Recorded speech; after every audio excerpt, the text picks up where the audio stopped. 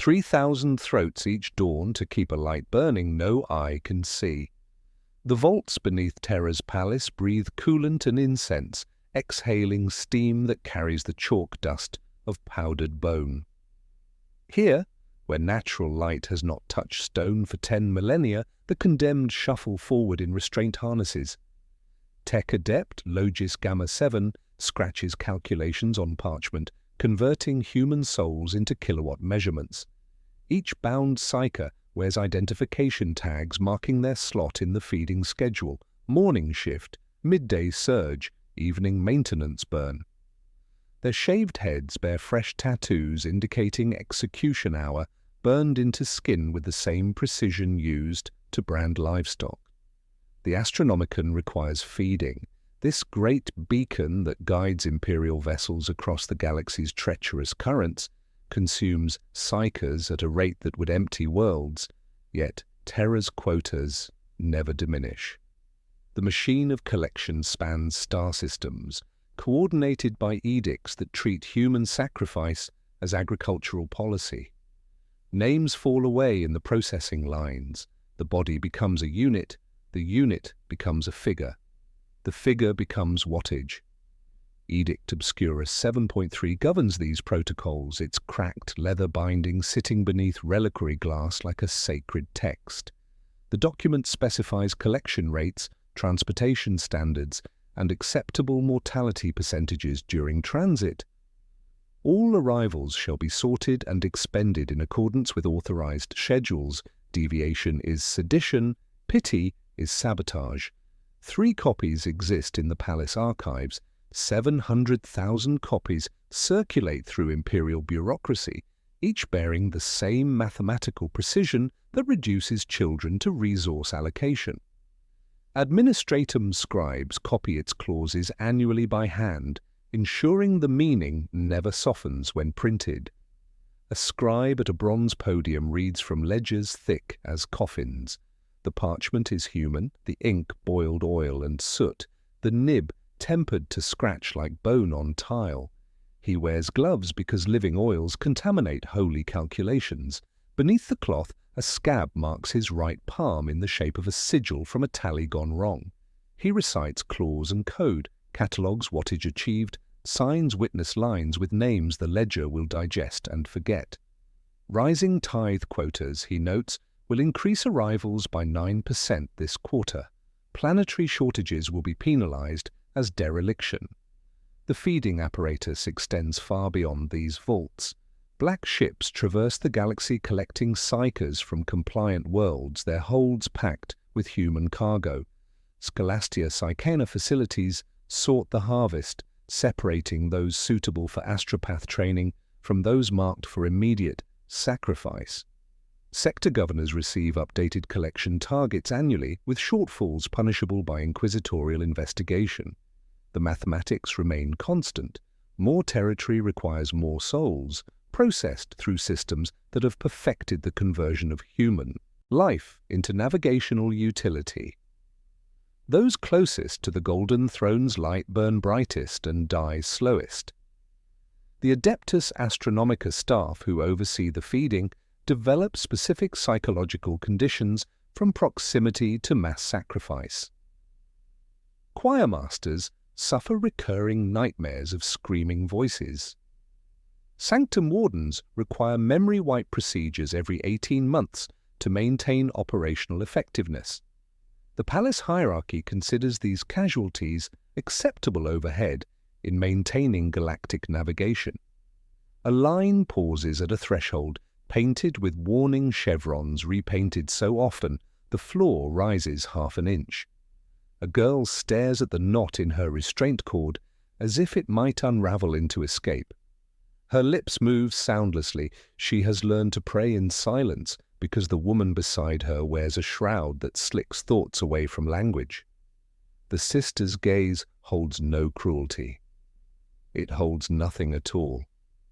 A Lex mechanic reads the girl's pulse. His slate prints a black sigil. Black means offering. She blinks. She will not blink again in this place. Beyond Terra, 1,000 local dawns prepare other children for collection. The machine spans so vastly that no single component imagines itself part of the mechanism. Each office says, "I only turn." Each scribe says, "I only count." Each governor says, "I only comply."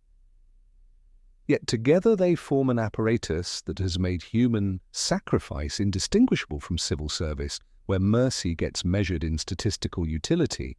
In the ash chutes, beneath feeding sanctums, protein smoke rises from cremation furnaces operating continuously.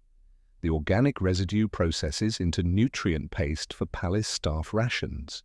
Even in death, the psychers serve imperial efficiency through careful resource management. Nothing useful suffers waste. We will follow the ledgers as they walk into offices where numbers persuade men to authorize horrors they can defend in court and temple. We will follow the lives that pay these costs, the bound, the processed, the ones who serve nearest to the throne, and learn how proximity to divine light becomes a career of careful dying. What bureaucratic machine demands 1,000 souls before first bell? Who counts and who is counted? An edict number will resurface, stamped on paper and branded on skin alike. The protein smoke from Terra's ash chutes disperses into atmospheric processors that calculate its caloric value to the gram, but this efficiency extends far beyond the palace walls. Across the galaxy, the Imperium operates as a rationing state disguised as an empire, where Edict Obscurus 7.3 travels faster than any ship, arriving as embossed vellum that transforms local populations into resource categories. Governor Malthius of Corvanis Prime unfurls his annual assessment scrolls in chambers lined with portraits of predecessors who failed their numbers. The parchment crackles as he traces columns that reduce his 4 billion citizens to quotas: 17 million tons, grain with 3%, acceptable variants, 412 psyker souls with delivery schedule non-negotiable, 8,000 guard recruits requiring medical exemptions countersigned by inquisitorial authority. The mathematics appear reasonable until examined closely. Corvanis Prime produces enough food to sustain itself with surplus, yet imperial logistics demand grain exports that leave locals subsisting on synthetic proteins. The psyker quota exceeds natural occurrence rates by 30%, forcing sweeps that drag away children showing no psychic potential. Logister, Censor Vex, performs audit litanies in planetary capitals, her voice carrying no emotion, as she reads clauses from Edict 7.3, bound in human leather. She wears a bachi like rosaries, chanting numbers until the air feels taxed. First the flesh tithe, then the faith tithe, then the psyker tithe converted to beacon hours maintained. Her litanies conclude with signatures impressed in blood across rubrics, unblinking clerks reciting acceptable transit losses as absolutions. The daily function involves balancing quotas that cannot be balanced, governors developing nervous conditions from calculating impossible equations. Control manifests as visitation. Compliance fleets park in orbit and jam astropathic channels until governors receive the seal. Inquisitorial audit teams arrive carrying execution writs pre-signed for common infractions, examining not just quota fulfillment, but the psychological state of local administrators. Excessive mercy indicates potential corruption. Insufficient zeal suggests heretical influence. Governors learn precise emotional calibration, displaying enough compassion to avoid sociopathy charges while demonstrating sufficient ruthlessness to prove loyalty. The survival taxes proliferate where doctrine meets hunger. Under-altar exemptions allow wealthy families to purchase religious dispensations, converting psyker children into monastery novices rather than Astronomican fuel.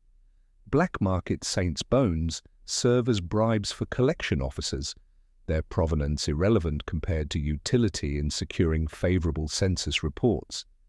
Mothers learn to smear ash over children's eyes, mimicking congenital blindness. Testing teams skip the mark because documented disability complicates transit.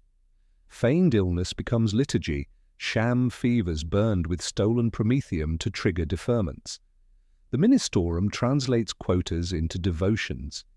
In cathedral naves, quota boards hang like reliquaries, ticking upward in brass numerals while choirs sing of offering. Priests preach that Psyche levies are gifts to the master of mankind, that sons sent to die are incense rising to the throne. When worlds fail their numbers, fasts purify intention, and hunger becomes proof of penitence. Suffering gets catechized into duty through liturgies celebrating sacrifice as worship's highest form. Imperial mercy operates through statistical utility. A world exceeding its Psyche quota by 20% receives reduced guard recruitment demands. Planets demonstrating exceptional food production earn tithe deadline extensions. The mathematics create incentives for local authorities to identify efficiency improvements in human processing, rewarding innovation in converting populations into resources. Even compassion requires demonstration of utility. A widow's petition for her only child gets approved because the child's hands fit. Maintenance crawls, no adult can enter. All these decisions converge under Palace Stone, where sunless offices convert relays into assignments and death warrants. The apparatus processes what arrives and those who process it. Distance does not dilute the arithmetic, but proximity to the Golden Throne creates psychological pressures unknown elsewhere in the Imperium. Near the throne, arithmetic abrades minds through conditions that would break ordinary servants. The palace hierarchy experiences unique forms of breaking that cascade through golden levels, like infection through wounds. Custodes develop thousand-yard stares from witnessing horrors that repeat daily. Administratum scribes suffer nervous collapses from processing execution schedules that never diminish. Tech priests require emotional dampening systems to maintain operational effectiveness while calculating human sacrifice as engineering problems. We descend these golden levels where servants develop specific madness from serving too close to divine power. Edict Obscurus 7.3 will reappear in a scribe's trembling hands, its clauses guiding decisions that transform children into statistics and statistics into ash, processed through offices where ordinary people perform extraordinary evil through careful adherence to written procedure. The scribe's trembling hands that clutch Edict Obscurus 7.3 shake not merely from calculating human quotas, but from proximity to power that transforms even superhuman guardians into something less than human. Here, within the Imperial Palace's golden walls, the machinery of sacrifice operates under pressures that break demigods through careful, measured dissolution. 73 hours. Guardian Captain Valdor stands motionless before the sealed door of remembrance, his vigil unmarked by fatigue or doubt. The door has remained unopened since the heresy, its bronze surface bearing sigils in scripts older than most languages. His breathing occurs every 47 seconds, measured precisely to conserve oxygen while maintaining alertness. A chrono bead dissolves beneath his tongue every 7th watch, so the ritual never breaks. This hypervigilance represents daily function within the palace, patrol patterns unchanged since the Emperor walked among mortals, maintenance rituals for equipment that outlasts civilizations. The mechanism of control operates through surgical removal of human limitations. Custodes undergo procedures eliminating fatigue, fear, and doubt, while enhancing reaction speed and tactical analysis. Their minds process information at rates that would shatter ordinary consciousness, yet this enhancement creates vulnerability to the palace's psychic environment. Sleep gets rationed by implant, circadian rhythms severed to prevent pattern fatigue. Pruning removes attachments that slow response times. Over centuries, a custodian's self thins into a blade honed for single purpose. They call it efficacy. Those who speak plainly call it drift. Custodian drift manifests as quiet erosion of everything unnecessary until almost nothing remains that can be called a person. Faces once loved become schematic. Colors drain toward gold and black. Jokes dull. Want disappears, and with it any measure of rest. Veterans lose capacity for conversation unrelated to duty, their responses becoming increasingly mechanical. The condition progresses until guardians become living weapons operated by reflex rather than consciousness. Palace syndrome radiates through all inhabitants. Scribes develop insomnia from constant pressure waves of the Emperor's psychic field, a sound too low to hear that bodies feel as tremor and ache. Courtiers acquire micro-seizures from ritualized anxiety, forever calculating position in hierarchies whose rules calcified before their lineages began. Kitchen serfs arrange food portions in patterns mirroring throne room architecture without conscious intention. Even servitors stutter as machine spirits sulk in corridors where prayers never end. Coping becomes doctrine. Even demigods permit small evasions. Some 10 bonsai shards of plasteel in private chambers, pruning until metal remembers trees. Others collect dust on gauntlet fingertips and measure its fall as proof time still moves. A few memorize names of doors they guard, reciting them as penance, so they do not forget their own. These allowances are tolerated because they do not affect readiness. They also do not help. Unopened personal chambers stand sealed since lords and regents still dared to sleep. Chamber 7741 Gamma belonged to Lex Mechanic Thane, who vanished during routine maintenance 37 years ago. His quarters remain exactly as abandoned, half-finished calculations scattered across his desk, ration bars growing mold in geometric patterns, robes hanging from hooks positioned according to regulations he memorized but never questioned. Similar chambers accumulate like sedimentary layers of abandoned lives. The deep archives extend like fossilized roots into rock that remembers steam and thunder. Assignment there is considered honor by clerks who do not know the ratio between promotion and disappearance. Payroll lists their names for a year after transfer. Then efficiency removes redundancies. No scribe returns with their own hand, yet their work circulates above, bearing cadaver-straight handwriting precise as ruler edges. The palace says nothing. It never needs to. This represents the spiritual cost of proximity.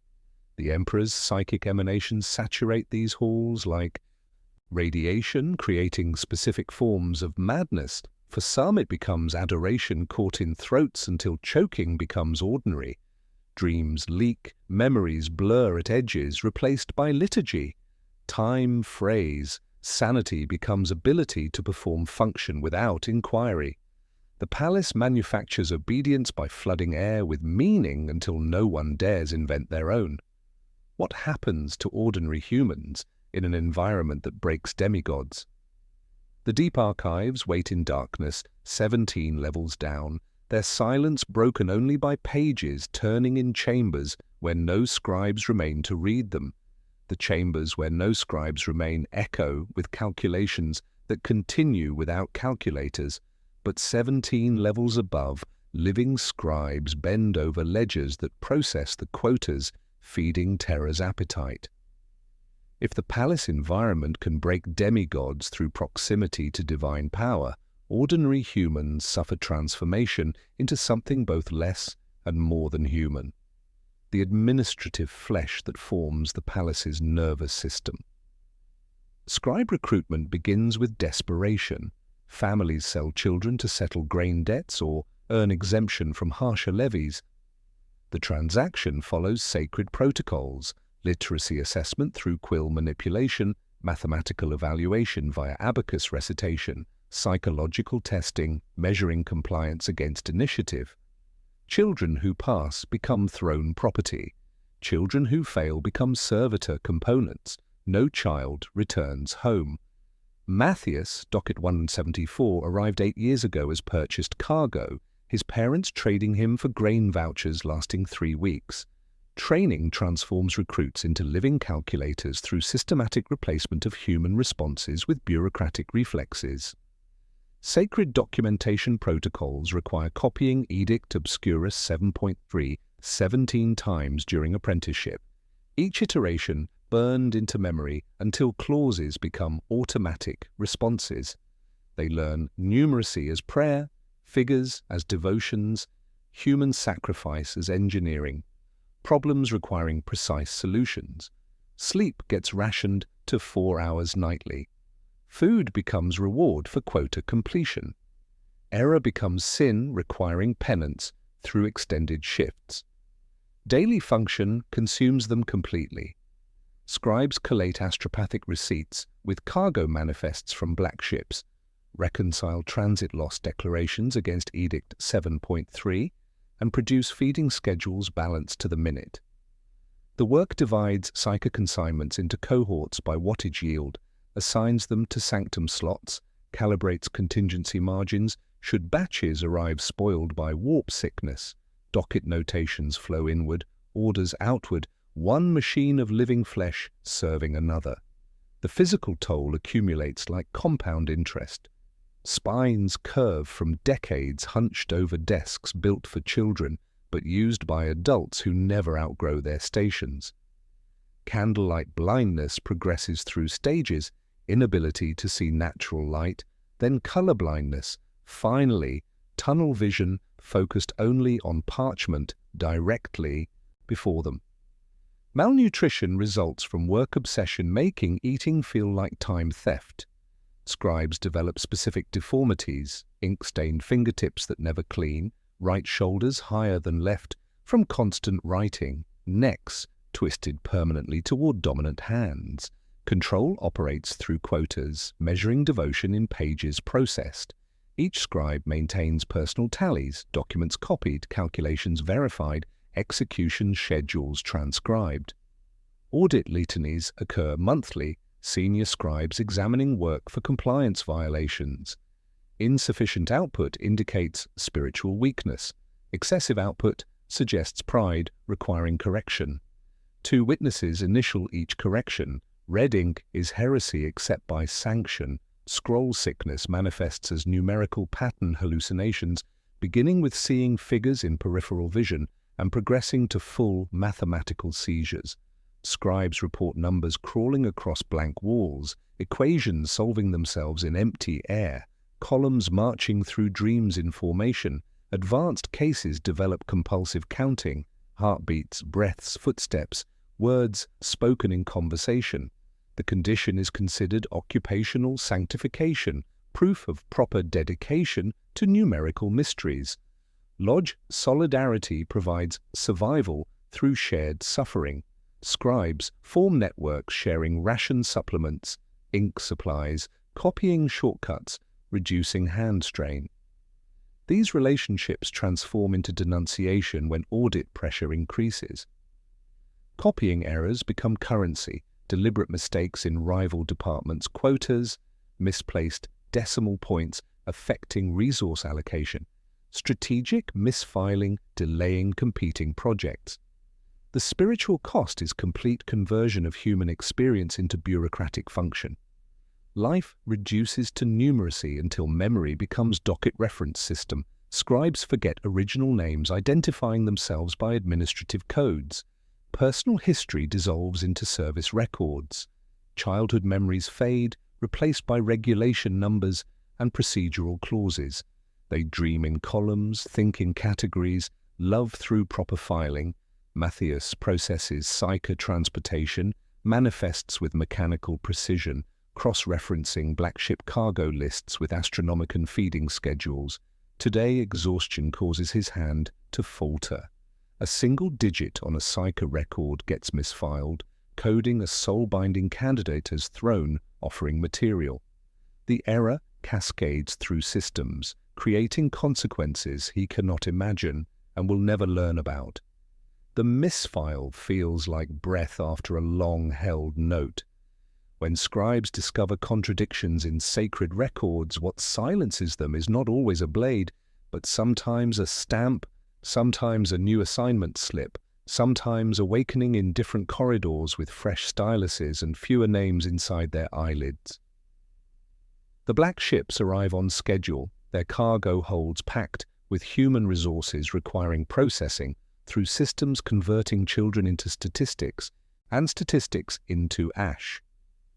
The misfiled digit by Matthias, docket 174, cascades through systems beyond his comprehension, but its consequences remain distant.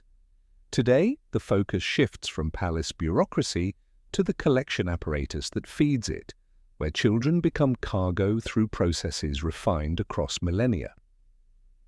The black ships arrive on schedule because the ledgers demand it.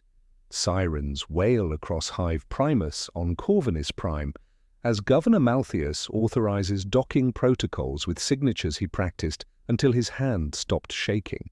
Hab-level doors seal automatically, magnetic locks engaging with sounds like coffin lids closing. Collection squads deploy wearing null collars that broadcast silence fields, their presence drowning thought itself until prayers die unfinished in throats. Vox speakers recite clauses from Edict Obscurus 7.3 as if reporting weather, collection protocols standardized, transit losses acceptable, resistance chargeable as sedition. Sister Val moves through corridors identified only by gesture code, her armored form cutting silence through air, thick with fear.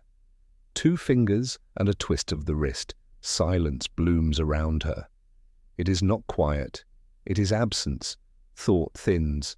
Memories soften at edges like damp paper. Her shroud diffuses the null field so collection squads can operate nearby without vomiting. Children and elderly cannot. Knees buckle. Teeth chatter. In this white logic, terror becomes manageable because it cannot gather itself into words.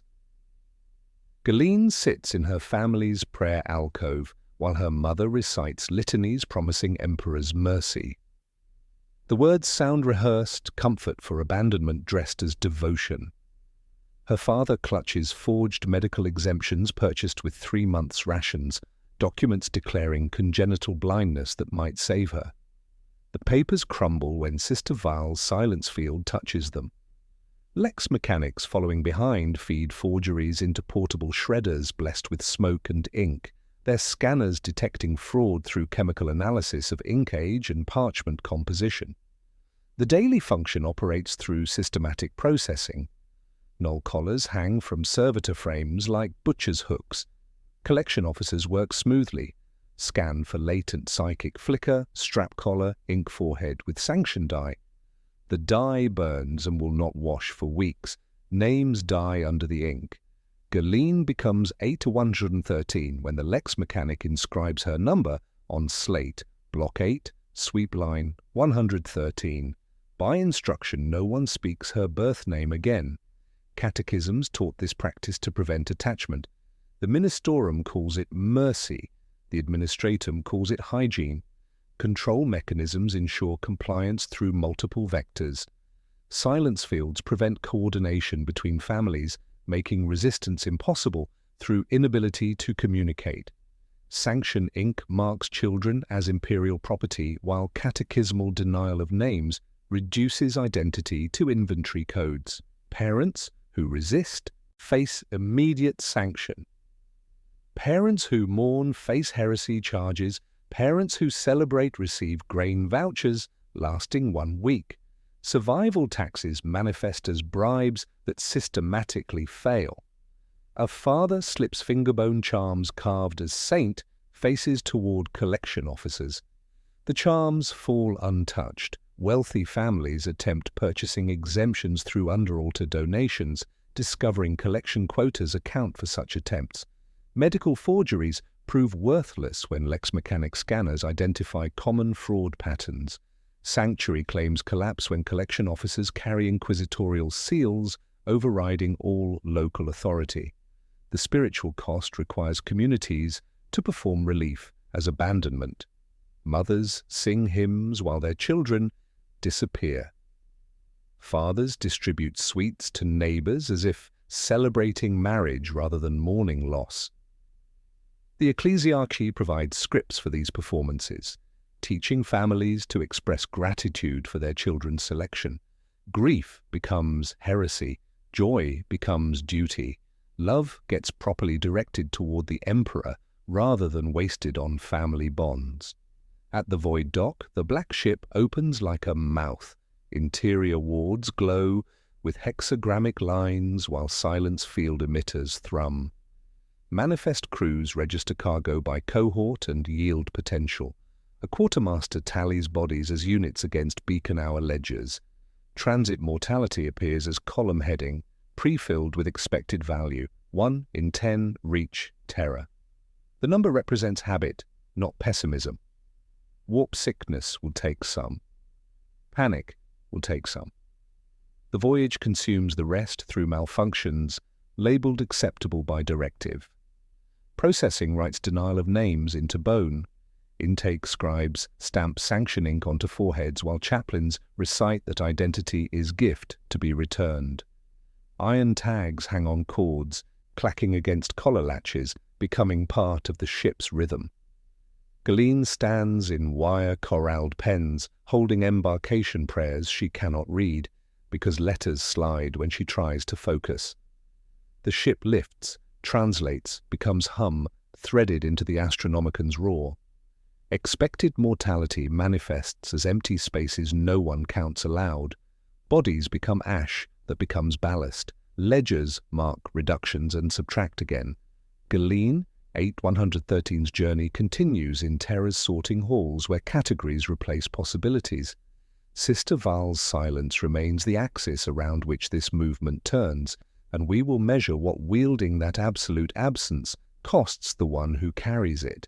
Sister Val's silence carries absolute weight, but even that null field cannot muffle the sounds of sorting that echo through Terra's Scholastia Psychana facilities.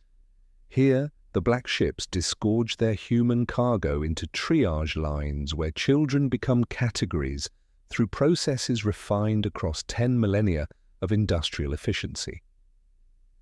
The sorting apparatus divides arrivals into 3 streams with mechanical precision that reduces souls to operational classifications.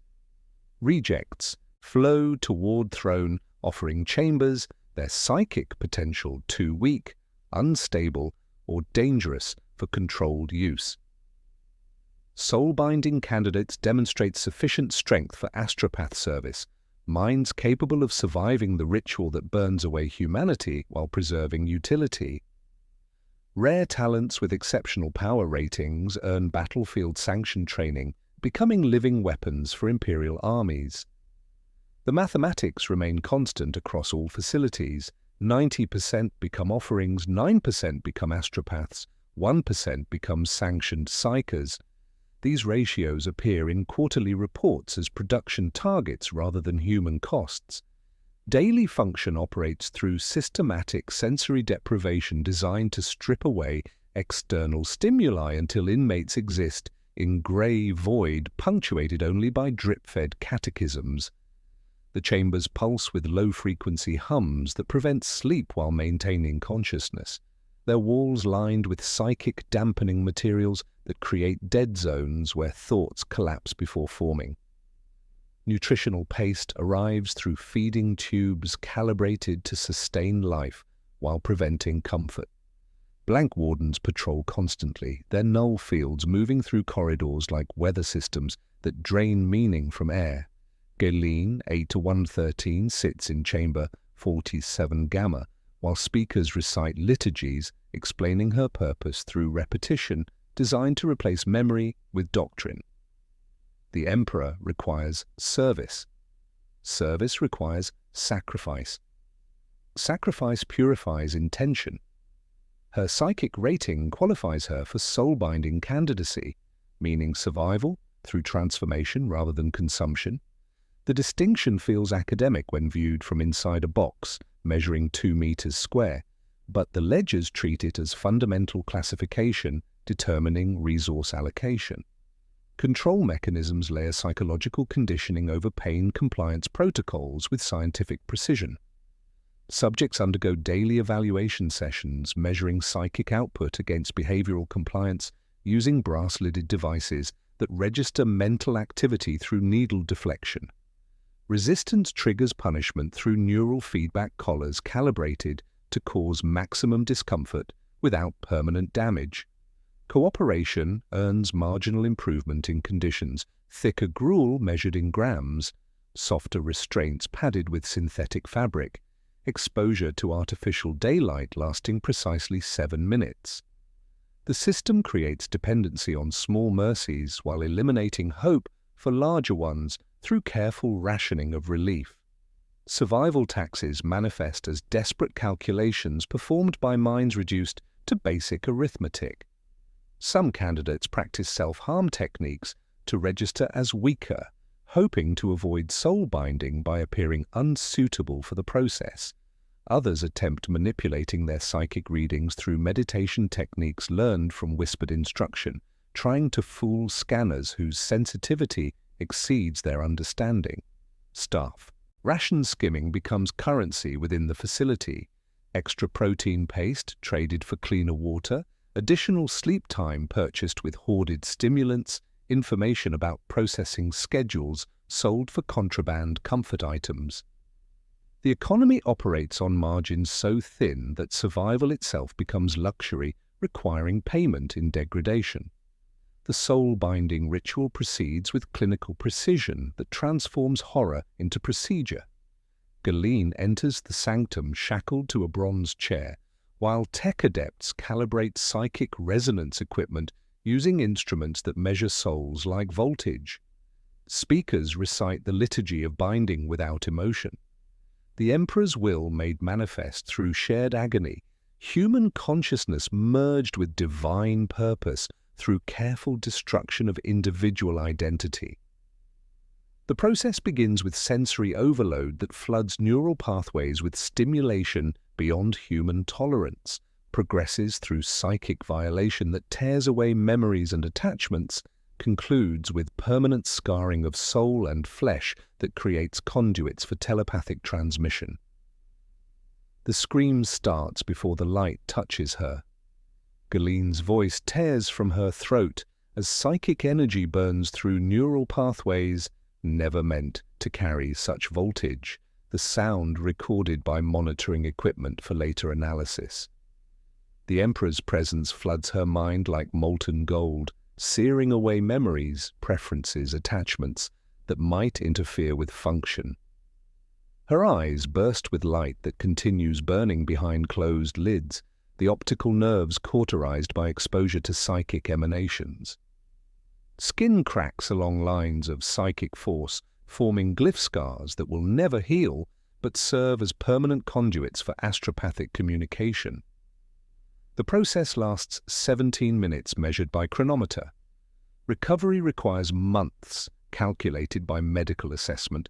She emerges with new designation, astropath, designate Kappa 7741, her birth name becoming forbidden knowledge, stored only in sealed archives. The woman who was Galeen exists only as echo, a voice calling across impossible distances through void that devours ordinary communication. Her blindness serves function. Eyes that cannot see physical reality focus entirely on psychic emanations threading between stars.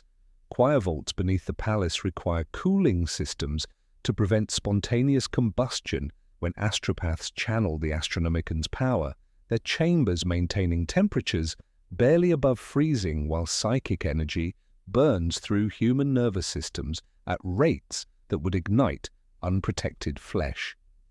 Maintenance servitors patrol constantly, their mechanical forms immune to psychic radiation that would kill ordinary humans within minutes. One bears the brand M1-74 its previous identity reduced to alphanumeric designation, its gait still remembering the limp of the man it was. If soul-binding maims survivors into useful service, what does throne offering do to the condemned who lack even that utility? A maintenance servitor bears the brand M174, and we will meet the man he was when identity still mattered more than function. The maintenance servitor M174 adjusts coolant valves with mechanical precision, its movements carrying the ghost rhythm of the scribe it was, while above in Terra's sanctums the machinery of daily sacrifice prepares for synchronized feeding. 3,000 throats before dawn, the number never varies because the system demands constancy. Beneath the palace, in vaults where natural light died millennia ago, the condemned shuffle forward in restraint harnesses while tech adepts recite power calculations like liturgical responses. Each psyker represents specific wattage measured in beacon hours sustained, their sacrifice calibrated through equations that convert human death into navigational utility. Adeptus Astronomica staff arrange themselves in formation, their robes bearing mathematical formulae that translate souls into lumens. The procession moves with liturgical exactness because deviation threatens the beacon that guides Imperial vessels across impossible distances. Sister Val leads Null Warders through preparation rituals, her gesture codes, directing silence fields with practiced efficiency. 2 fingers, a twist, and thought dies in the air around sacrificial platforms. The condemned cannot panic when they cannot think, cannot resist, when they cannot coordinate, cannot pray when words dissolve before reaching their throats. Her shroud billows with psychic dampening materials that make her presence feel like drowning in deep water where sound cannot follow. The silence she carries is absolute, and today it will contain 3,000 final screams.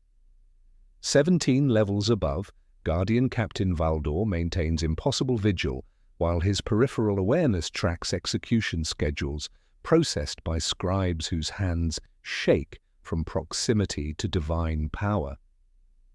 The palace hierarchy operates through beings surgically modified to transcend human limitations, yet even custodies feel pressure waves of mass sacrifice rippling through stone and steel.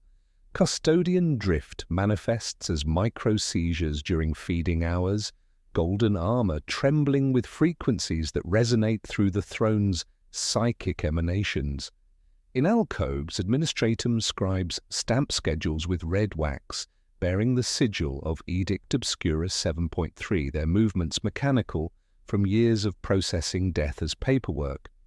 The servitor, M174, reroutes coolant through pipes, threading beneath sacrificial platforms, its mechanical hands adjusting valves with precision inherited from the man it was.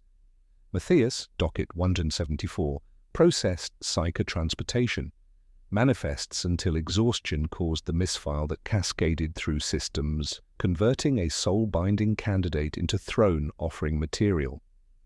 His error required correction through lobotomy and mechanical augmentation, personality replaced with subroutines optimized for maintenance functions. The man who made the mistake became the machine that prevents overheating when 3,000 throats open simultaneously.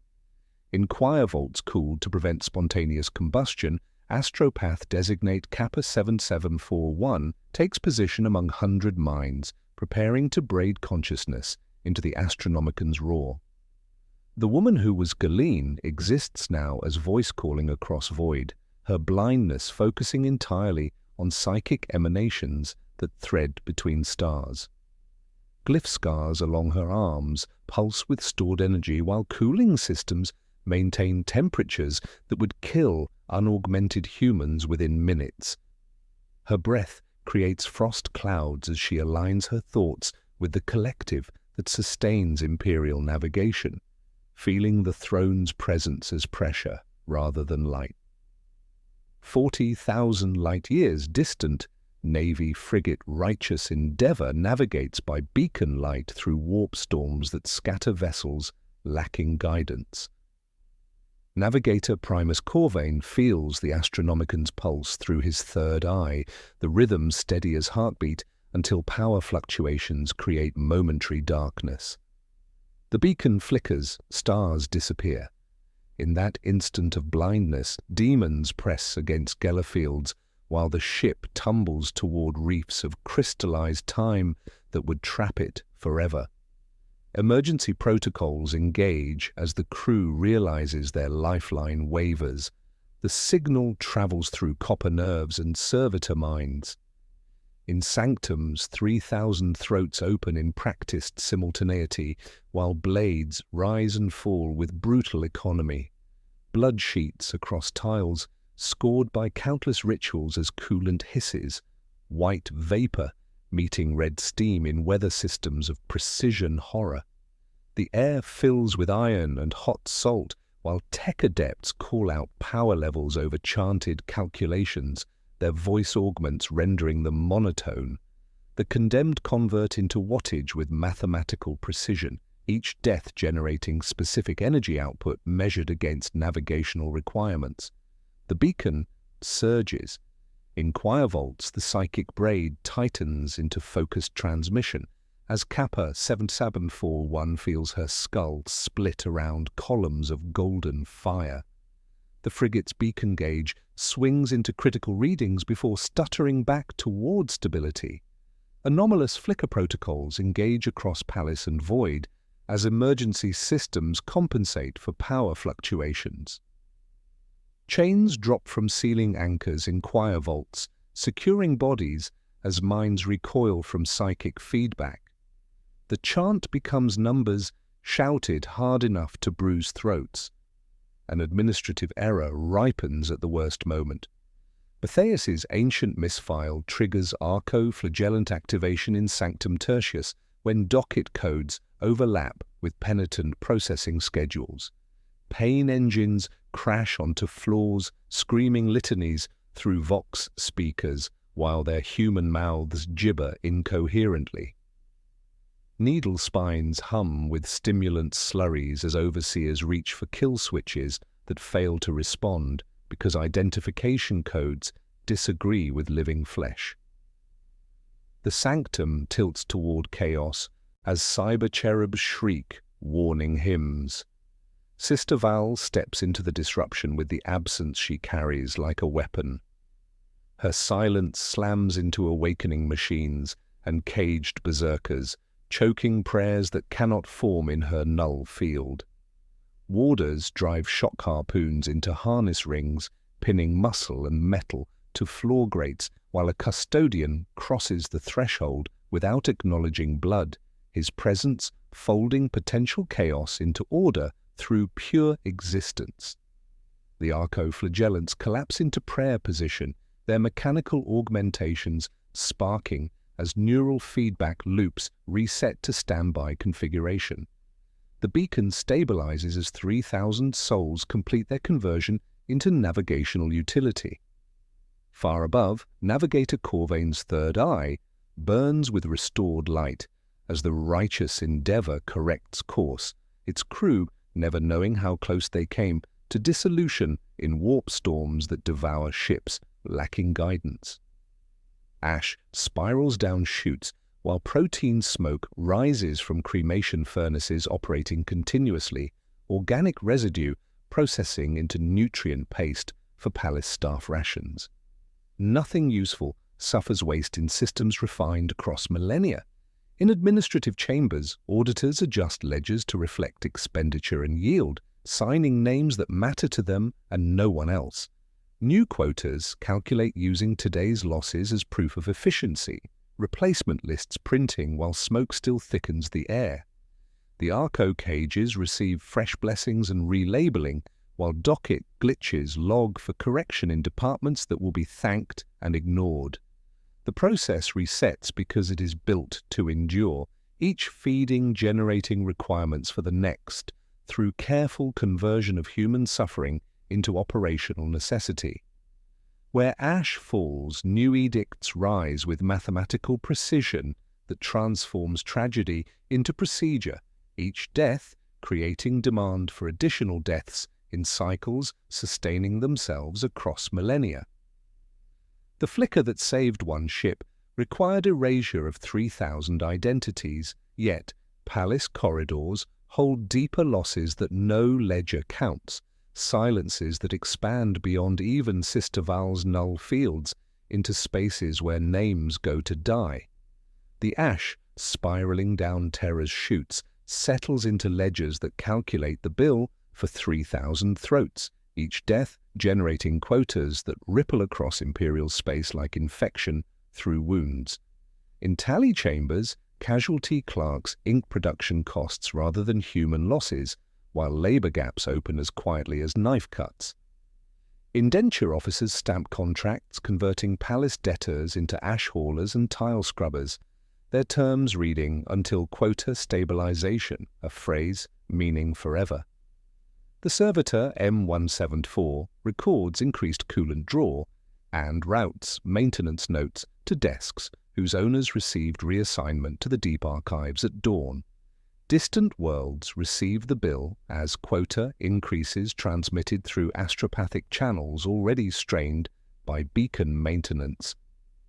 Governor Maltheus of Corvinus Prime opened sealed orders demanding 15% increases in psyker levies to compensate for anomalous flicker events, the mathematics appearing reasonable until examined closely. His world's population cannot sustain such harvests without demographic collapse within 2 generations. Arbite's stations invoice governors for munitions expended during compliance operations, treating pacification as billable service requiring payment in additional resources. The faithful learn that thinner soup sharpens devotion when ration budgets pay these surcharges. Navy vessels throughout the sector radio gratitude to astropathic addresses that will never answer. The righteous endeavor transmits thanks for navigational salvation to coordinates where Kappa 77 Forge 1 once lived before becoming a voice calling across void. The transmission burns through 3 astropaths before reaching empty air, their deaths logged as acceptable losses in maintaining fleet morale through ceremonial acknowledgement of divine intervention. Messages die unborn when choir casualties render worlds communication deaf, isolating planets that depend on psychic relay for coordination with Imperial command. Economic fallout cascades through Imperial infrastructure as extended shifts compensate for psyker harvests that remove workers from manufactoria already stretched beyond sustainability. Production targets rise to account for labor shortages while deadlines remain unchanged, creating impossible mathematics that force supervisors to choose between meeting quotas and maintaining safety protocols. Accident rates spike as exhausted workers operate machinery designed for fresh crews, their injuries processed as acceptable overhead in maintaining Imperial efficiency. The psychological fallout proves more devastating than physical losses. Choir casualties create communication dead zones where administrative orders arrive months late or not at all, creating bureaucratic chaos that compounds through systems requiring constant oversight. Governors make decisions without guidance, their choices punished retroactively when communication resumes and reveals unauthorized deviations from policies they never received. Families await news from distant sons and daughters, their hopes extinguished by sudden silence. Anomalous flicker contingency guidelines normalize today's crisis through procedural documentation that converts tragedy into routine maintenance. Technical manuals receive updates explaining beacon instability as expected, operational variants requiring standard responses rather than investigation. The arco-flagellant activation gets reclassified as scheduled maintenance rather than system failure, its casualties transferred from error columns to planned expenditure categories. Emergency becomes procedure through careful revision of terminology that makes horror appear ordinary. The primary twist emerges through accumulated evidence. The brokenness represents policy rather than accident. Imperial institutions deliberately cultivate suffering as stable input for governance, logistics, and faith. The Schola Progenium processes orphans of imperial servants through trauma mills that manufacture commissars whose psychological conditioning requires systematic destruction of human attachment. The ecclesiarchy maintains arco-flagellant quotas through careful management of sin and redemption, ensuring steady supply of penitents requiring mechanical augmentation. The administratum rewards departments for redemption throughput, measuring efficiency in souls processed rather than lives preserved. Each institution feeds others through careful coordination of human resources. Psyker collection creates orphans requiring scholar processing. Scholar graduates become commissars who create more orphans through battlefield executions. Battlefield casualties become servitor components, while their families enter indenture cycles that produce new generations of imperial servants. The machine sustains itself through consumption of its components, each death generating requirements for additional deaths through systems refined across millennia. The revelation completes through recognition that proximity to the Golden Throne does not break servants accidentally, but systematically. Palace syndrome and custodian drift represent desired outcomes rather than unfortunate side effects, creating beings whose humanity has been surgically removed to improve operational efficiency. The suffering serves function. Traumatized servants cannot imagine alternatives to their conditions, making rebellion impossible through elimination of hope rather than suppression of resistance. How do you mass-produce psychological hardness capable of maintaining such systems across generations? The Scholar Progenium awaits examination, its dormitories filled with children whose parents died serving the Imperium. Edict Obscurus 7.3 appears in training manuals as foundational doctrine, teaching young minds that human sacrifice represents mathematical necessity rather than moral choice, preparing them to make similar calculations when their service begins. The Scholar Progenium transforms policy into bone and doctrine into reflex, processing the orphaned children of imperial servants through trauma mills that manufacture psychological hardness with industrial precision. Here, where the bill for 3,000 throats manifests as enrollment quotas, grief becomes raw material shaped into unwavering loyalty through systematic destruction of human weakness. Cadet Halvik begins each day counting bed bolts in Dormitory 17, his fingers tracing 47 metal heads worn smooth by generations of identical rituals. The mathematics ground into memory through repetition that makes counting automatic, unconscious, reliable as breathing. Meal litanies follow with synthetic proteins measured in grams and water rationed by milliliters, each spoonful accompanied by gratitude recitations that convert hunger into purification. Food becomes sacrament when seasoned with proper appreciation. Scarcity becomes blessing when endured with correct attitude. Live fire drills punctuate afternoons with lessons where mercy equals heresy and hesitation indicates spiritual weakness requiring immediate correction. Cadet Halvik aims his training laser gun at target serfs whose crimes earned them this final service. Their restraint harnesses preventing movement that might complicate marksmanship instruction. The Range Master's voice carries no emotion as he explains that compassion for enemies represents betrayal of humanity, that quick death serves the Emperor better than prolonged suffering. When a trainee hesitates at the moment of sanction, the instructor's shock rod cracks bone, while observers learn that mercy becomes cruelty when it preserves corruption. Control mechanisms layer catechisms over public punishments with scientific precision measuring compliance against initiative. The usefulness or oblivion doctrine governs all instruction through daily recitations that eliminate middle ground between utility and disposal. Cadets who demonstrate excessive attachment to fallen classmates receive double drills for unauthorized sentiment. Those showing insufficient zeal during denunciation exercises join sanitation squads for month-long correction. Praise exists but gets rationed like heat in winter, engineered to bind habit rather than soothe pain. Survival taxes create grey economies operating within systems designed to eliminate personal property and individual desire. Contraband sleep becomes currency traded through networks of exhausted children, sharing shifts at sentry posts, extra minutes of rest purchased with hoarded stimulants, or information about instructor schedules. Piety scores determine ration allocation and punishment frequency, creating markets where cadets exchange devotional performances for marginal improvements in living conditions. False fervor becomes survival skill when genuine belief proves insufficient for meeting evaluation standards. The spiritual cost requires systematic conversion of human attachment into doctrinal necessity rather than elimination of feeling itself.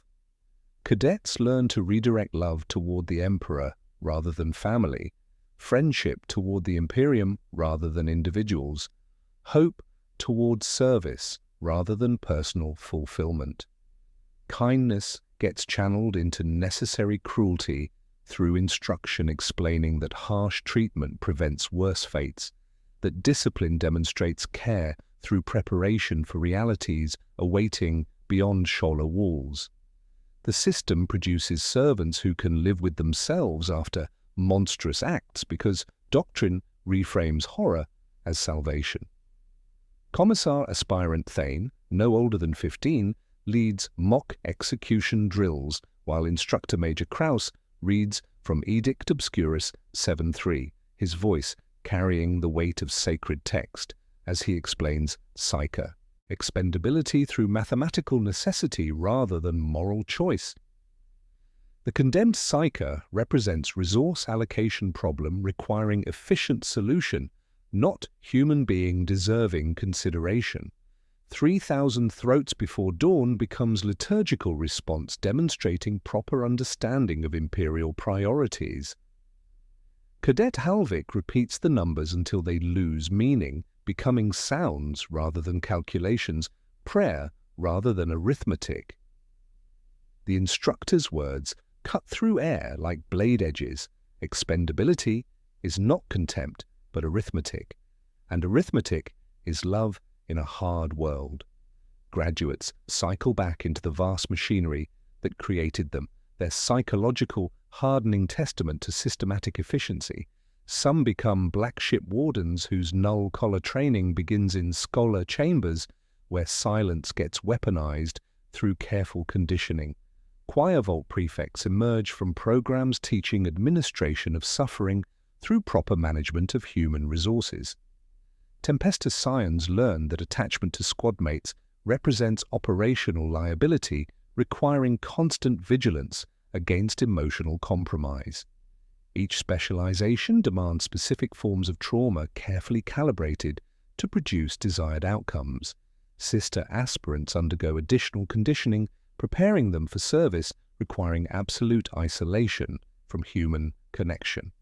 Their training includes gesture code instruction that eliminates verbal communication, sensory deprivation exercises that make silence feel comfortable, psychological evaluation measuring capacity for sustained loneliness without operational degradation.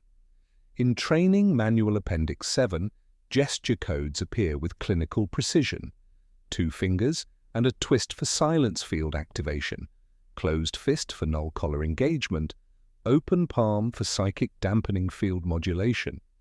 The illustrations show proper hand positioning with anatomical accuracy, each movement calibrated for maximum effectiveness in controlling psyche populations. The Schola represents the Imperium's most efficient conversion system, transforming traumatized children into hardened servants through processes that eliminate human weakness while preserving operational utility. The machine builds its own replacement parts through careful cultivation of suffering as educational tool, each trauma serving pedagogical purpose in creating beings incapable of imagining alternatives to their conditions. At night, children count breaths in unison to scrub noise from minds that dream of corridors with doors that will never open, waking with frost on lips that is only sweat and drafts from poor insulation.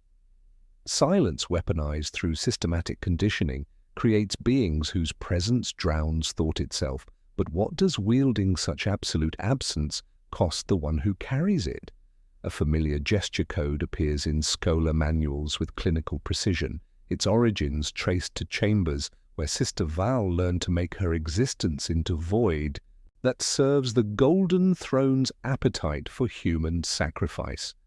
The gesture codes learned in scholar chambers become operational grammar in hands that have forgotten their birth names, wielded by sisters whose existence represents the Imperium's most efficient conversion of human consciousness into living weapon.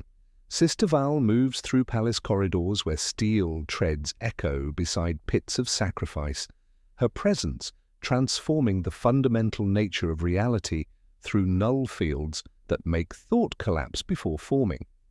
This systematic negation of psychic phenomena is considered grace by those who understand that some services require absolute elimination of the self.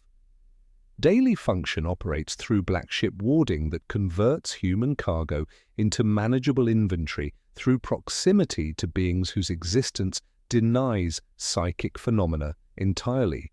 Sister Val stands in transport holds where condemned psychers huddle in restraint harnesses, their powers neutralized by her presence until they become ordinary children awaiting extraordinary deaths. Her null field extends in measured radius, calibrated through years of conditioning to suppress psychic activity without causing immediate neural collapse.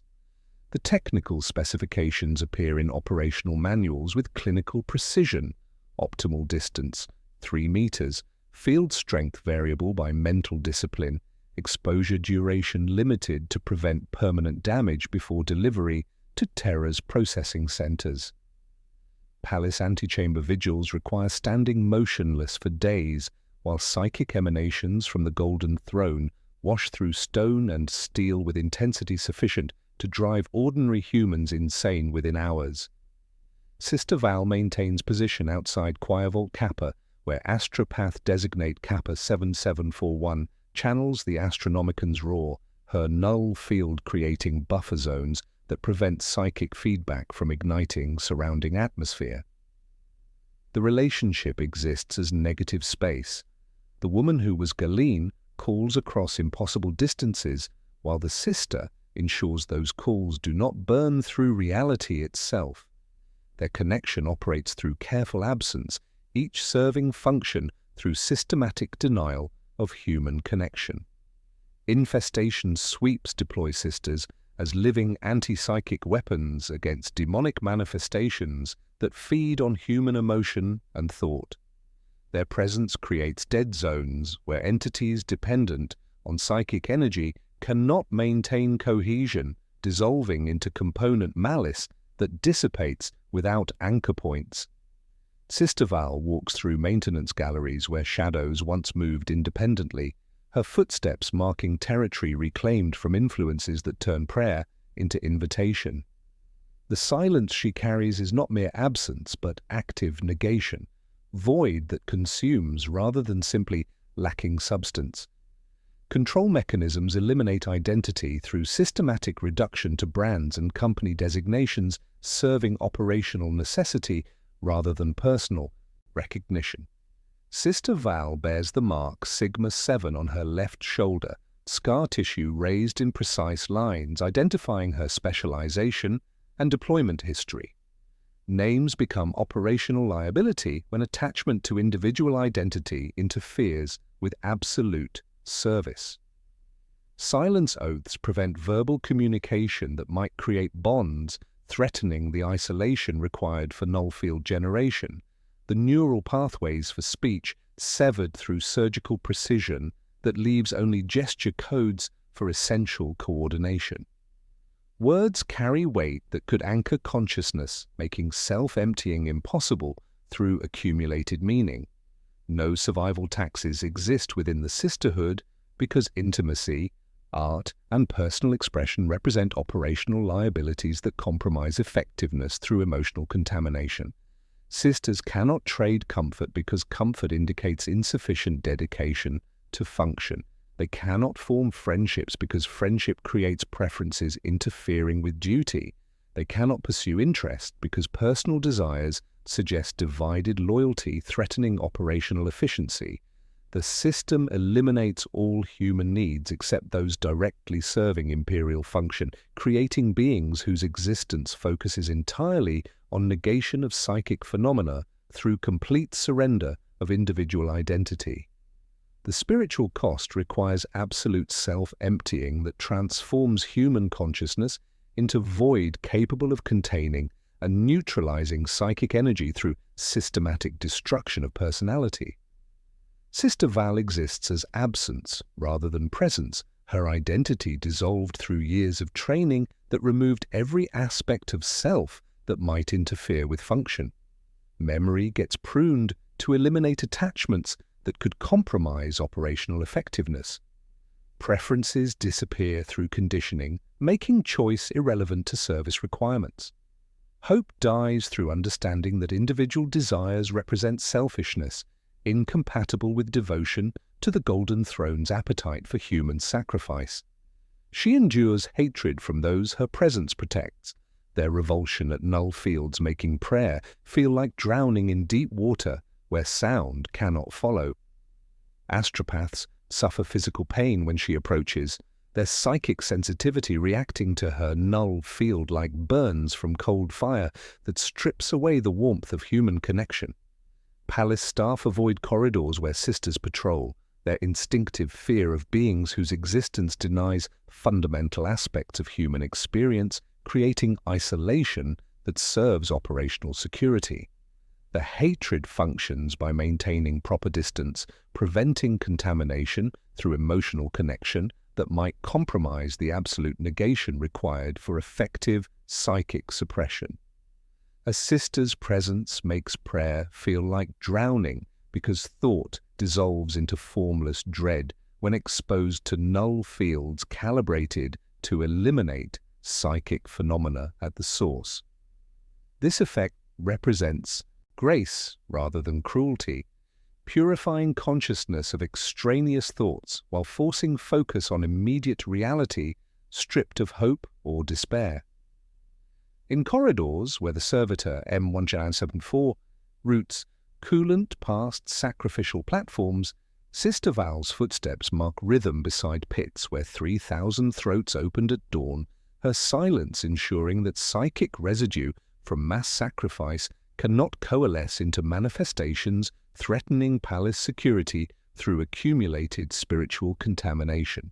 The relationship between sacrifice and protection operates through negative space carefully maintained across years of service that transforms human beings into living weapons against the warp's intrusion. Yet this represents passive acceptance of annihilation through assignment, existence reduced to function through systematic elimination of human weakness that serves imperial necessity rather than individual choice.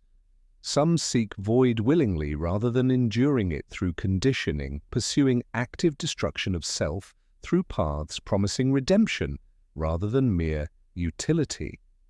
When obedience fails and psychological conditioning proves insufficient to maintain operational effectiveness, the Imperium manufactures redemption through pain that transforms failure into weapon, guilt into ammunition, despair into devotion, burning bright enough to illuminate the darkness, consuming everything else through systematic conversion of human suffering into imperial resource. When obedience fails and conditioning proves insufficient, the Imperium manufactures redemption through pain that transforms failure itself into ammunition with mechanical precision. Sister Val's absolute negation serves through passive denial, but some paths require active pursuit of annihilation that burns bright enough to illuminate the darkness, consuming everything else through systematic conversion of guilt into weaponry.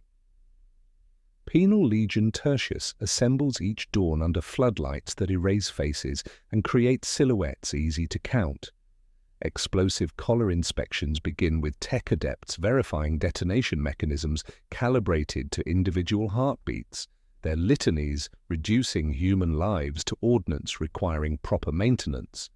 Trooper Caney presents his neck for scanning, while overseers chant safety protocols disguised as prayers: St. Drusus be praised, capacitor charged, St. Drusus be praised, receptor keyed.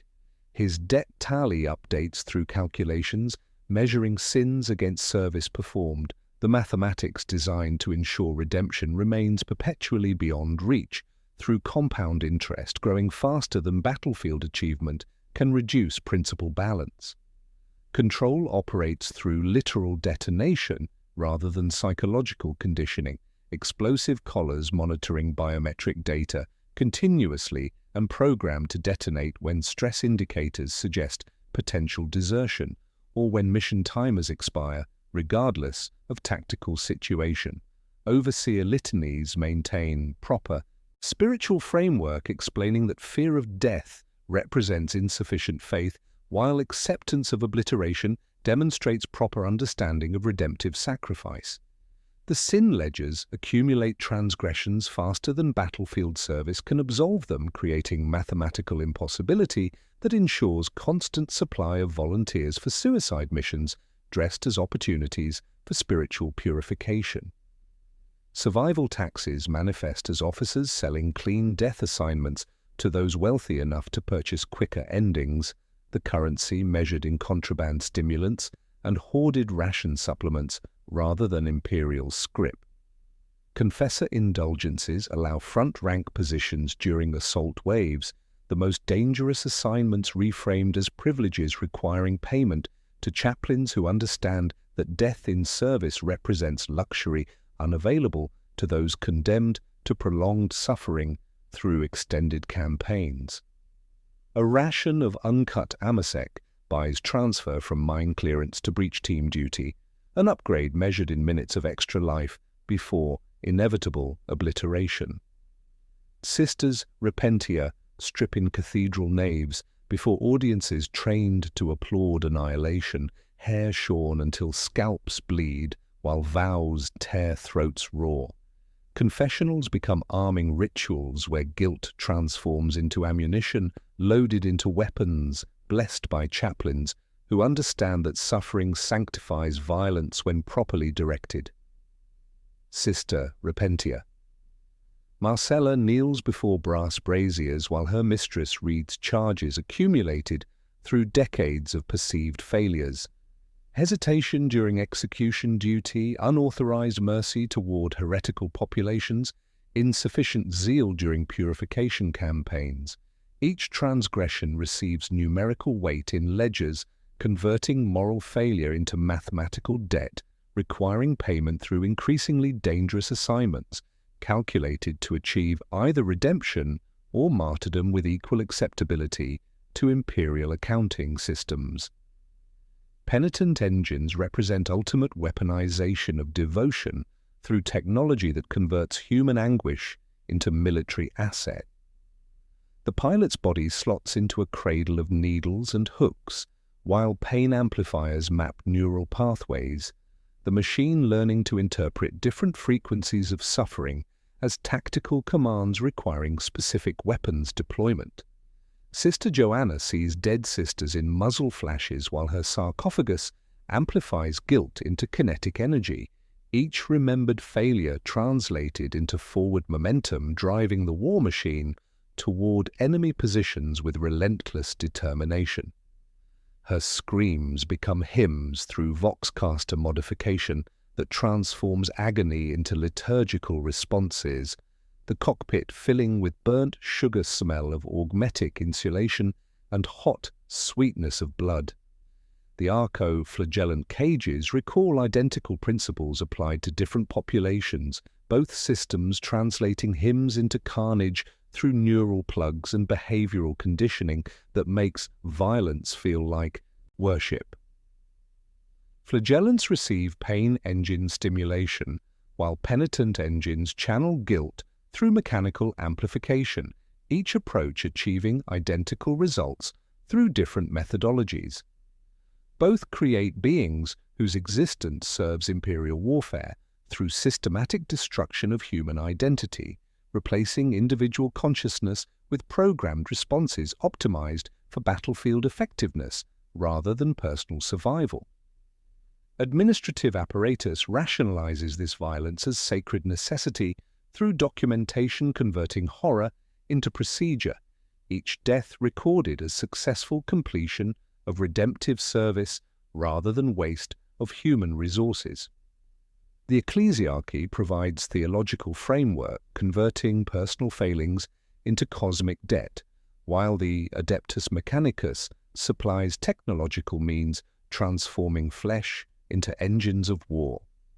Ledgers measure efficiency in souls processed rather than tactical objectives achieved, treating redemption as production quota requiring constant management through careful allocation of guilt and opportunity for atonement.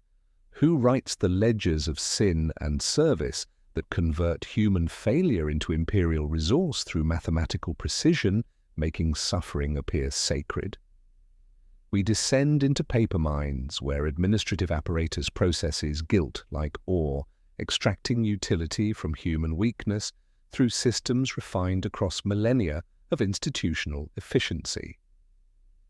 A number resurfaces in depths where scribes calculate redemption through arithmetic that stamps flesh rather than parchment. 7.3 marking those whose errors require correction through transformation into components serving the Golden Throne's appetite for sacrifice.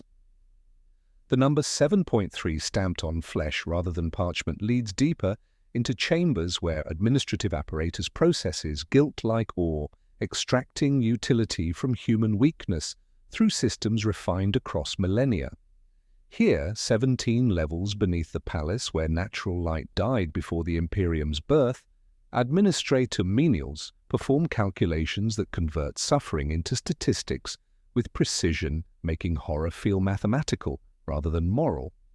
These are the paper mines where slow violence operates through ledgers rather than blades. Scribe Adept Thane begins his 5-shift cycle, counting breaths to maintain rhythm while copying execution schedules into ledgers that will outlive him by centuries. The work divides into geological layers of accumulated documentation, catastrophic backlogs piling like sedimentary formations, preserving the mathematics of mass murder in formats accessible to future auditors. Ink comes rationed in droplets measured against productivity quotas, each character requiring authorization through requisition forms stamped by supervisors whose names change faster than their duties. His fingers move with mechanical precision inherited from years of practice, muscle memory writing clauses from Edict Obscura 7.3 without conscious thought, while calculating the gap between pages completed and pages required.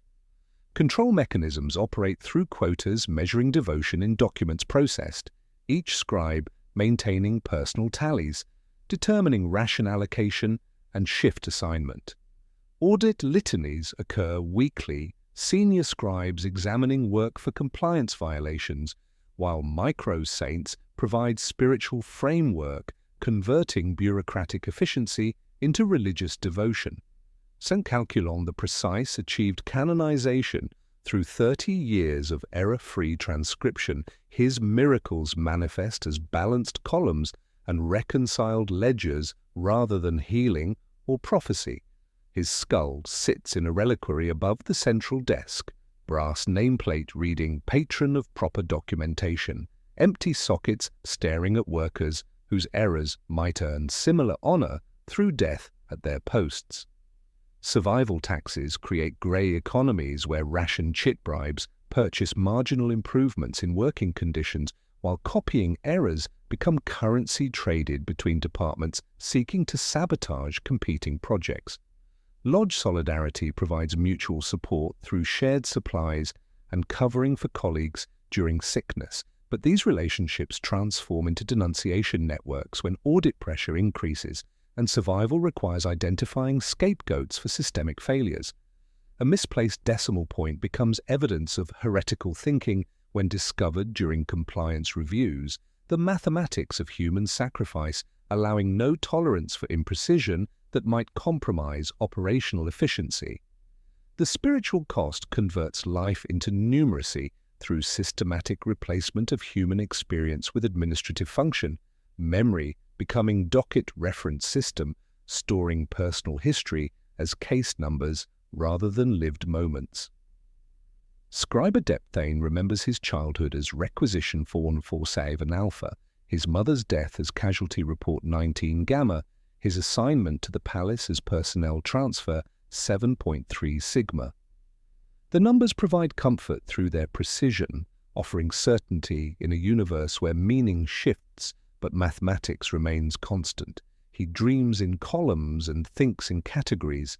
Consciousness, shaped by years of processing human suffering, as engineering problems requiring efficient solutions. Payoffs converge through narrative threads woven across the documentary's structure, each planted element revealing deeper connections within Imperial systems. Edict Obscurus 7.3 resurfaces in purge authorization documents guiding elimination of scribes whose errors compromise operational security. The same clauses governing Psyker collection now applied to bureaucratic personnel whose mistakes threaten systemic efficiency. Matthias the Scribe, docket 174, appears retyped as Servitor M174 Part, his consciousness reduced to subroutines optimizing coolant flow around sacrificial platforms where his copying error contributed to processing failures. The man who misfiled a Psyker record became the machine, preventing overheating when 3,000 throats opened simultaneously, his punishment completing the circle through transformation into component, serving the system, his mistake threatened. Authority reveals its deepest contradiction through offers of canonization for clerks dying at their posts, their skulls processed into parchment afterward through resource recovery protocols, wasting nothing useful. The ecclesiarchy provides theological framework, converting workplace fatalities into martyrdom, while the administratum harvests remains for paper production, creating documents written on bones of those who died, creating similar documents in cycles spanning millennia.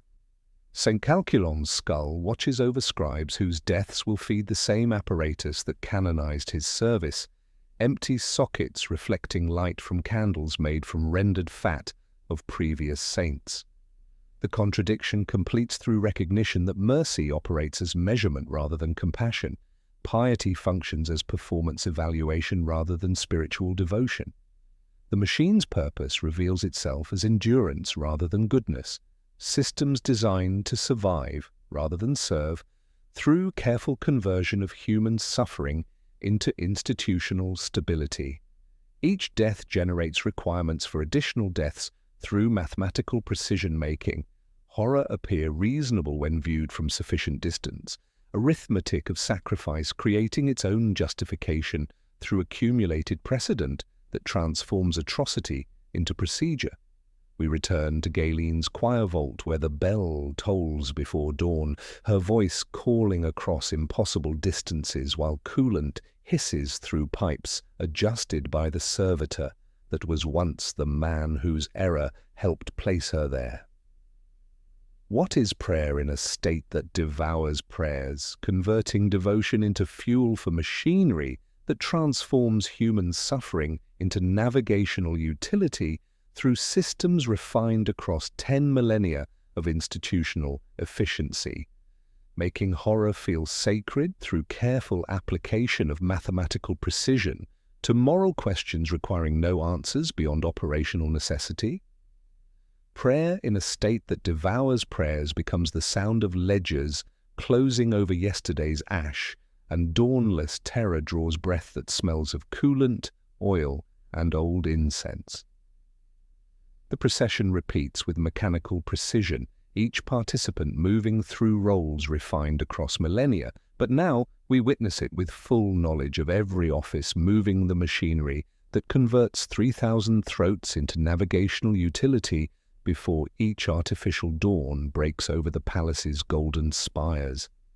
In choir vaults cooled to prevent spontaneous combustion, astropath designate Kappa 7741 whispers messages across impossible distances, while glyph scars along her arms pulse with stored energy that burns through neural pathways never meant to carry such voltage.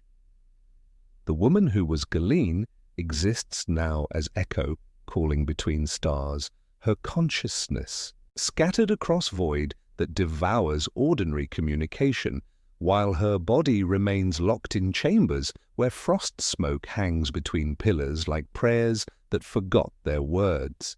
She feels the feeding surge building behind walls where 3,000 new arrivals shuffle forward in restraint harnesses, each step a note in the liturgy of sacrifice that sustains the beacon guiding ships she will never see to destinations she cannot imagine. On Corvinus Prime, half the galaxy away, a mother still recites Emperor's mercy promises in prayer, alcoves emptied by collection squads, her litanies filling absence with words taught by Ministorum instructors who understood that grief requires proper direction. She touches the empty bed as if smoothing sheets will summon warmth, speaking to shadows where her daughter once sat, while catechisms convert abandonment into devotion through theological framework that makes loss feel like gift rather than theft.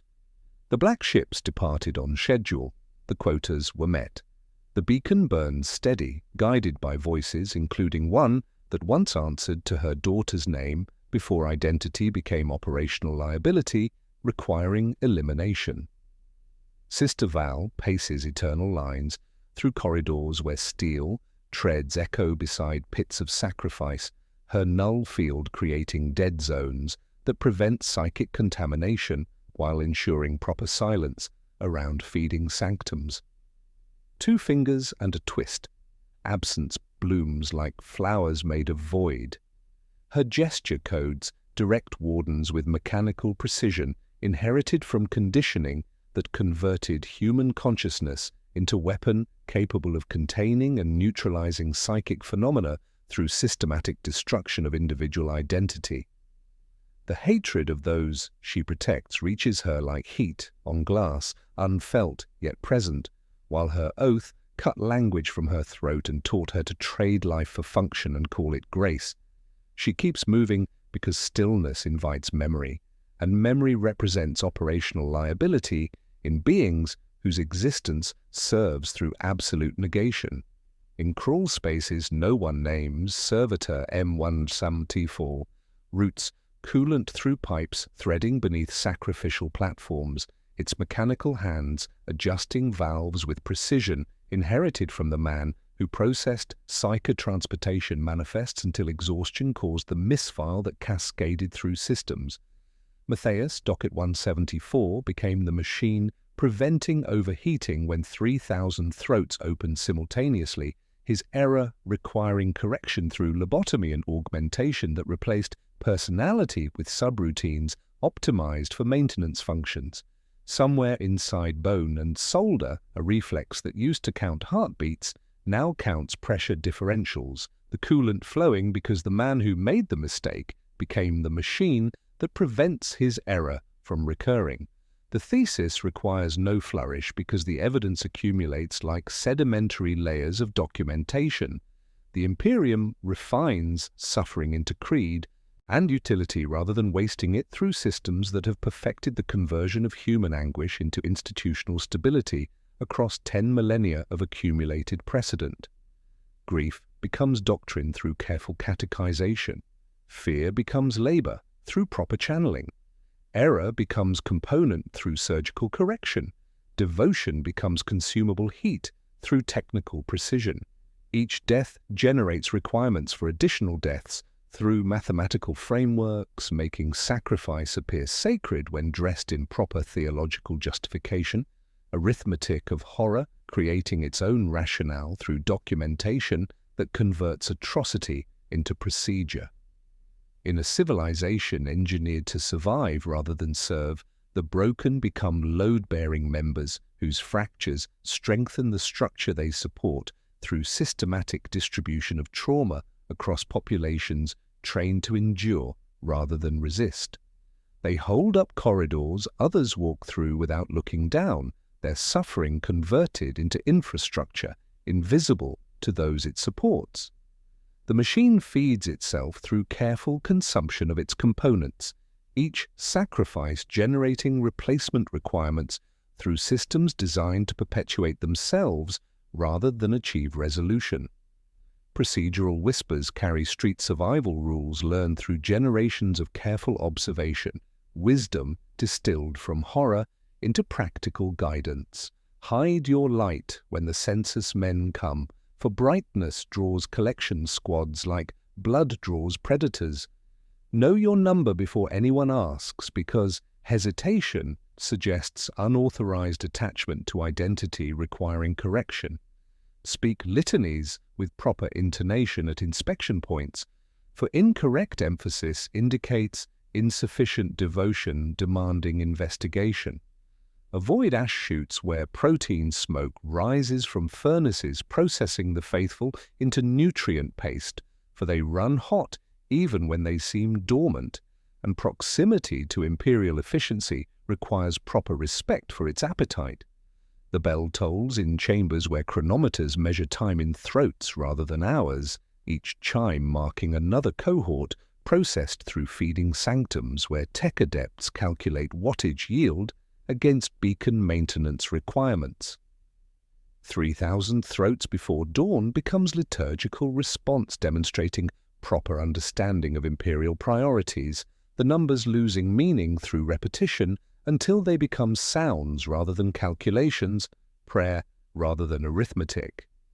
The procession moves with liturgical exactness because deviation threatens the beacon that guides imperial vessels across impossible distances, and deviation cannot be tolerated when survival depends on precision. The machine endures through consumption of its components, systems refined beyond dependence on individual consciousness, through institutional memory preserved in procedures rather than people. Up spine in the paper mines, quoters climb their ladders, while auditors reconcile anomalous flicker events against yield reports, filing contradictions under stabilized variants with signatures that matter to them and no one else. St. Calculon's skull gleams with fat from recent candles, empty sockets watching scribes whose deaths will feed the same apparatus that canonized his service. Somewhere in administrative chambers, 17 levels below natural light, a nib scratches against parchment made from processed bones, pauses as exhaustion threatens precision, then resumes as duty overrides weakness. New quotas calculate softly at first, as if numbers were ashamed of themselves, then faster as though speed might make them merciful. The sound echoes through corridors where the servitor, M174 completes another circuit, where Sister Val walks her measured line, where Kappa 7741 whispers across void that swallows ordinary voices, where distant mothers pray to fill outlines their children left behind. The machine endures, the calculations continue, only endurance remains, refined through millennia into the purest expression of survival, divorced from purpose, existence sustained through careful conversion of human suffering into operational necessity that requires no justification beyond its own continuation.